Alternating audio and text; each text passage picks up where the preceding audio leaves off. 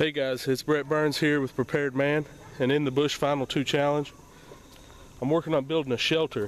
One of the requirements of this challenge was to build a shelter out in nature. Now when we talk about a shelter, I'm not talking about a tarp shelter, but a sustained shelter.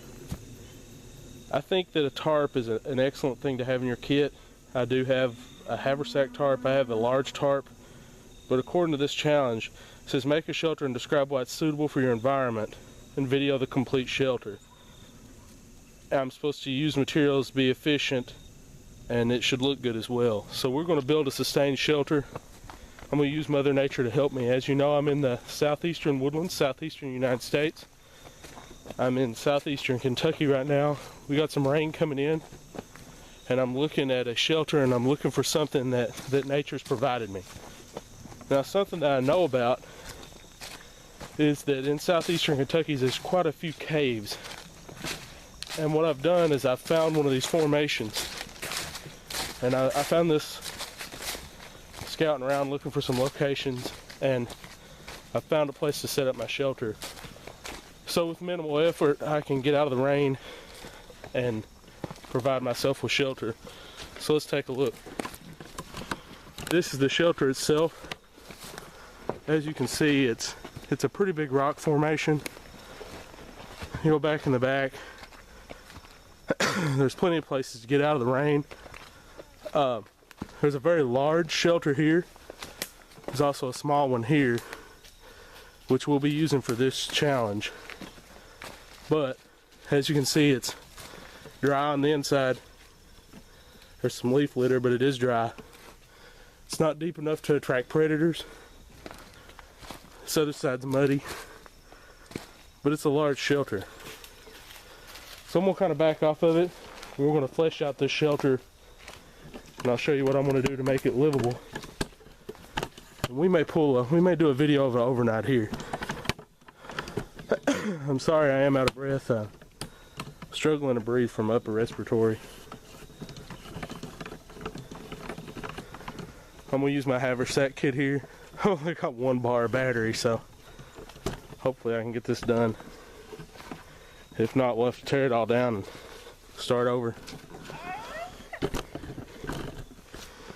Let's see here. There you go, guys. You can see everything. Alright, I'm going to get set up.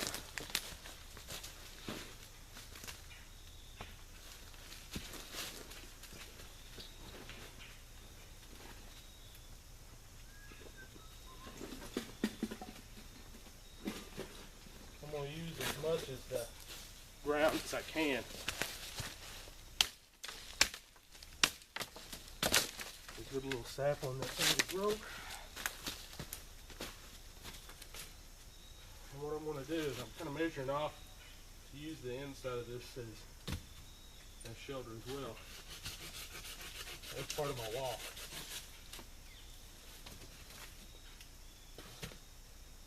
As you know, in my plate video I hurt my hand, so I'm kind of working a little handicapped here. Use this vine, come across and provide coverage.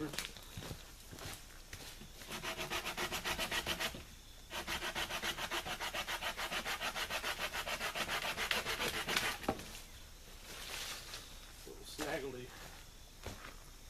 Maybe I can stick up here and provide some break.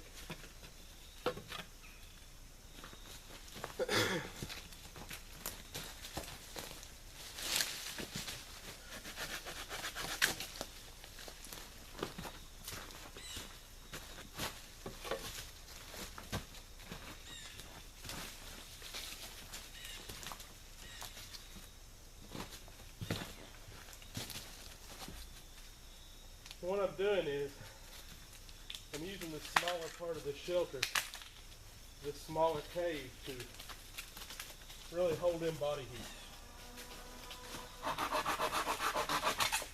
Nature's built my roof and 3 of my walls, so we'll use them.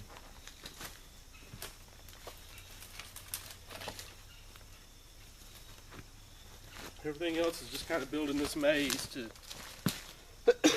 take part.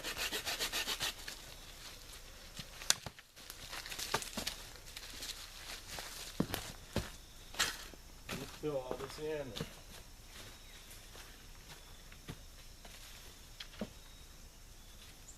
Kind of a bracing to hold any litter that I put over top of it or any type of cover. Let me reverse this and make sure I'm still on. I am good.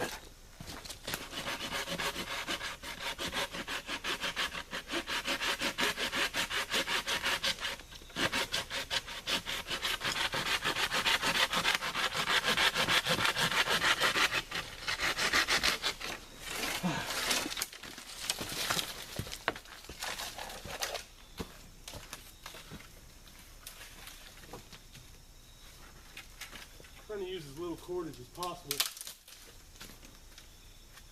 Simply because it is so hard to produce quality cordage than any I have. I want to conserve. Alright. Let's move this over. I'll show you something I just found while I was looking. This tree that's fell right here. Let's see here. This tree that's fell has a lot of big bark on it. Try to pull some off just to use. It's kind of sheathing.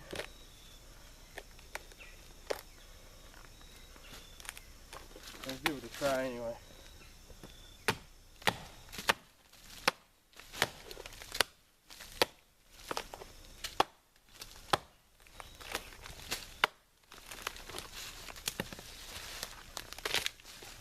Oh, it's pretty far gone.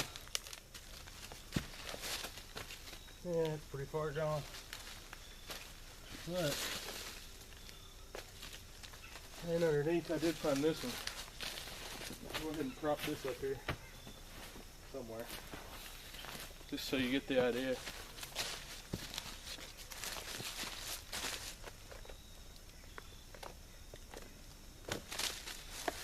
And I will go on down through here and try to pull a big piece off. That'd be a definite score. Oh yeah, baby. There we go.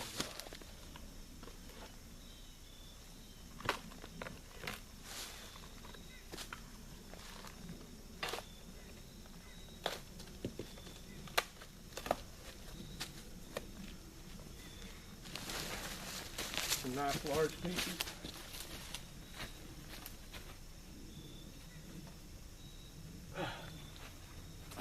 Really huddle back in here with a hat.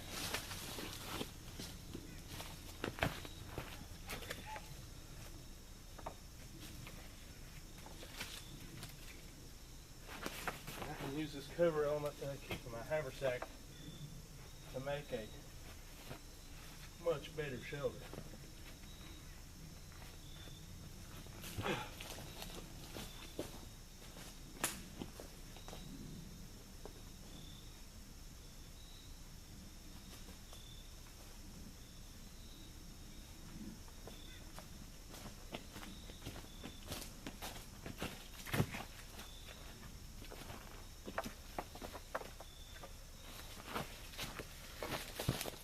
Now, one thing I want to show you, this is my shelter so far. As you can see, I'm down in a kind of a valley. It's not going to be a lot of wind. There's Jack inside. Got 3 pieces of shelter. Let's go inside really quick and I'll show you, and then I'll be looking around for some litter cover. Even if I don't finish this wall, this frame will provide me with shelter. I'll go inside, look around. We've got quite a bit of shelter, and it's a lot warmer in here. Now I can go quite a bit, be protected from the elements, and I actually think this is going to be my stopping point. I'll have to do a lot of work, and the last thing we'll do is kind of throw my tarp over the outside, and I'll show you what this shelter looks like. First, I'm going to get it kind of adjusted around. This is my shelter. As you can see, I've got coverage over top. I got quite a bit of coverage, and I'm hoping I've set you about 2 feet from the back wall, There's enough for me to lay down. It's tall enough for me to work in here. It doesn't look like any varmints. I kind of beat around in here before I spent the night. And it doesn't look like it's about to fall down. This is going to protect me from any looky-loos, any weird little predators. Still got an opening, and I've got enough open air space to build a fire. This is the epitome of using Mother Nature to build a shelter. I found this cave, this undercut, and this would be where I'd spend the night. One thing I don't have to worry about, there's no deadfalls going to fall on top of me, which is something you have to worry about this time of year. Rain, something I have to worry about this time of year. There's really not a lot of air moving around, so I don't have to worry about wind. I'm in this little valley. I'm just in the head of a valley, or in a holler if you've been in southeastern Kentucky. Plenty of dead firewood. Anything that's under here is good and dry. I can start a fire with. Got leaves. I can start a smoke signal. I think this is very efficient. This stone is actually going to radiate heat back on me once I get my fire built. And this shelter would protect me from the night. Now, if I did worry about wind and driving rain, I'd actually come back up and I'm going to hook up my tarp, which I'm going to show you now. It's a little essential piece of kit that I keep in my haversack, and I actually got in a trade just like, well, most everything else I own. Since there's no real stores around here, especially outdoor supply stores, I'm going to use my Hidden Woodsman haversack, and I'll show you what I'm talking about to kind of cover my shelter and make it just ever so slightly more weatherproof. Let me get focused in. Like I said, I am kind of combating running out of battery here as well. My haversack, my Hidden Woodsman ultralight tarp, and I'll just cover the outermost portion of these limbs and all the stuff that I'm using with this lightweight fabric. This thing packs down small, and I keep it in my haversack. And this would be a great way to use it. Probably not big enough to make a full-on shelter. It's 5x7. I've carried a lot of 5x7 tarps in my day.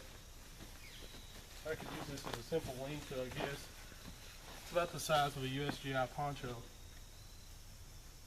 But a little piece of the vine I'm going to use to support it. Whoop. Nothing you're going to worry about when you're working with vine. You don't really know how brittle it is until you get to using it. Here's something by George. Sawbriar, hold in. I was going to jump out of an airplane without a parachute. I'll bring a sawbriar. It hooks up on the way down. And there we go. Full on shelter, full protection from the elements. I'll tighten it up a little bit, and no wind, no nothing, and that's using Mother Nature to provide me with a roof. Hear the water moving in. It's going to be some rain moving in. I'm going to go in, I think, and kind of find some protection from these elements.